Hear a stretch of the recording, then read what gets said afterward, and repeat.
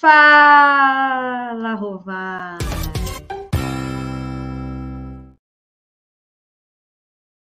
O editorial do Fórum 11:30, queridas, queridos e querides. O Moro deve ser cassado esse ano.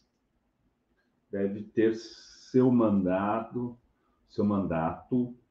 né, restabelecido ao voto popular.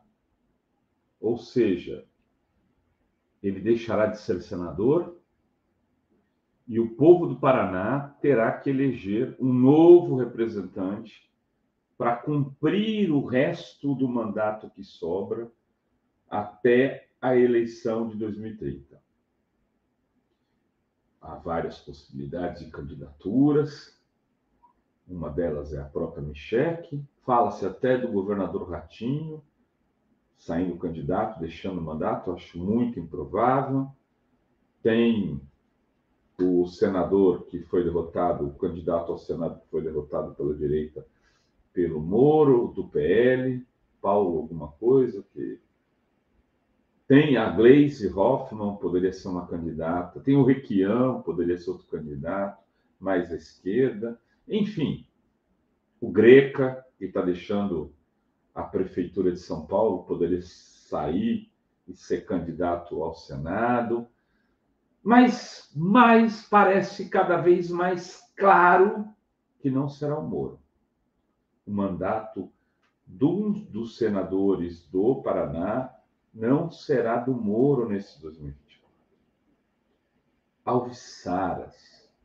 É um acerto da justiça brasileira mais ou menos parecido com aquele que levou Al Capone ao fim do seu reinado nos Estados Unidos, quando o Estado americano derrota a máfia, esmagando Al Capone. Al Capone não foi derrotado por ser um traficante, mas por ter infringido a tributação americana, pelos erros cometidos e pela denúncia do seu contador, que apresentou os livros, caixas, mostrando que ele fraudava o fisco. Vejam como é a vida, a dureza. Muitas vezes você pega um pilantra por desvios menores.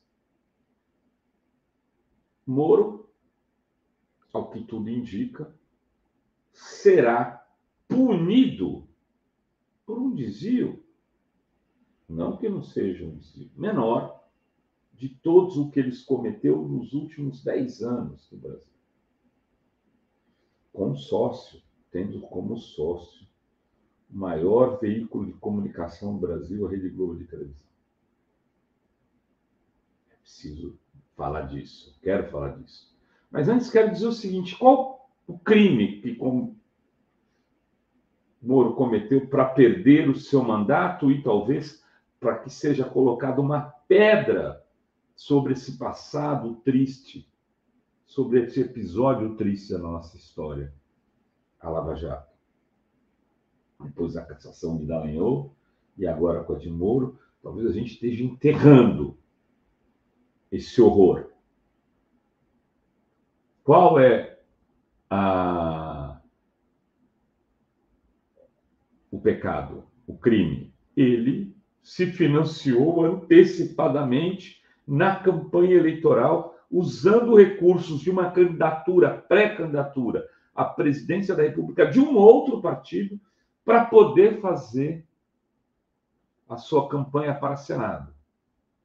O seu vice recebeu R$1 milhão, seu suplente, né? O vice, que vai ser cassado junto, recebeu R$1 milhão para advogar para a própria candidatura. É, obviamente, algo ilegal e há muita justiça nessa cassação, que deve acontecer agora, talvez no começo desse ano ainda, antes de virar janeiro, do carnaval chegar, ele pode ser caçado lá no TRF4. Ah! Oh, vai! Esse mundo não dá volta, esse mundo capota. Mas eis que Moro já cometeu muitos outros crimes pelos quais ele sequer será julgado. Atos imorais e ilegais. Vejam, houve, segundo o Toffoli, um conluio entre Moro, depois Gabriel Hart, e procuradores da República para incriminar e levar à cárcere empresários e políticos brasileiros, muitas vezes construindo provas de forma ilegal. Isso, por si só, já deveria levar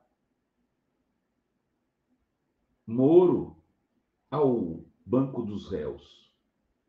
Mas eis que não. O que aconteceu é que ele ganhava prêmios. Cidadão do ano, destaque do ano, o homem da mídia. Muitos desses prêmios organizados e financiados pelas organizações Globo, que usavam aqueles rios de dinheiro, canos saindo de dinheiro, e entrevistavam este senhor, o tratando como herói nacional. Beatificaram Moro. Moro passou a ser a representação da honestidade, da seriedade, da justiça, do homem de virtudes desse país, quando era um criminoso, que operava articulações nefastas com procuradores, como diz Toffoli, num conluio para prender, ao final dessa sua saga, o ex-presidente Lula, como objetivo, ou o Nine, como eles tratavam Lula no privado, Nine. Fizeram de tudo, e a gente dizia, Paulo Henrique Amorim dizia, eu dizia, Nassif falava, o objetivo é caçar Dilma e prender Lula. E eles seguiram passo a passo, step by step, este enredo até finalizá-lo e colocarem Lula 580 dias na cadeia. A Globo, naqueles tempos, Dri, De Lorenzo, queridas, queridos e queridas, não entrevistava nenhuma pessoa que tivesse associação qualquer que fosse ao PT. A presidenta Gleisa não era entrevistada por nada. O candidato Haddad, que agora dá entrevistas para a Globo, né, Haddad? Está lá, foi falar pela Globo, do jornal O Globo, para o PT. Foi candidato a presidente da República e foi absolutamente ignorado pela Globo, tratado como um criminoso. Haddad foi investigado e tratado como uma pessoa criminosa por adversários políticos e pela mídia em geral. Sua investigação, Haddad, não sei o que, o dinheiro. Ele foi inocentado em tudo. A gente está esquecendo o que a Globo fez de deletério nesse país. Naturalizamos. E quando falamos de Lava Jato, e quando falamos de Bolsonaro, como a Globo mudou de lado, ela se viu, porque o Bolsonaro caçou todo o seu dinheiro, pagou menos para a Globo do que para a Record de publicidade, como ela foi atacada no bolso pelo bolsonarismo, até rimou, no bolso, pelo bozismo, como ela foi achacada, ela preferiu, na eleição, fazer uma cobertura mais equilibrada. Ela não foi a Globo antipetista de todas as outras eleições passadas. Mas não se pode esquecer da Globo. Então, quando o ministro Haddad dá uma entrevista para fazer um debate político maior, ao escolher o Globo, de alguma forma, para questionar o seu partido, ele também não está fazendo a coisa certa. Ele está colocando para dentro do espaço político, do debate consequente, se ele quer fazer esse debate de forma consequente, um veículo que dizimou esse partido político há alguns anos atrás, que tratou como organização criminosa e que endeusou Moro, que deve perder o mandato antes do carnaval chegar. Assim esperamos, ou como diria o amigo religioso, assim seja. Amém. Era o que tínhamos para hoje nesse Falou Vai. Beijos, beijos e beijos a todas, todos e todos.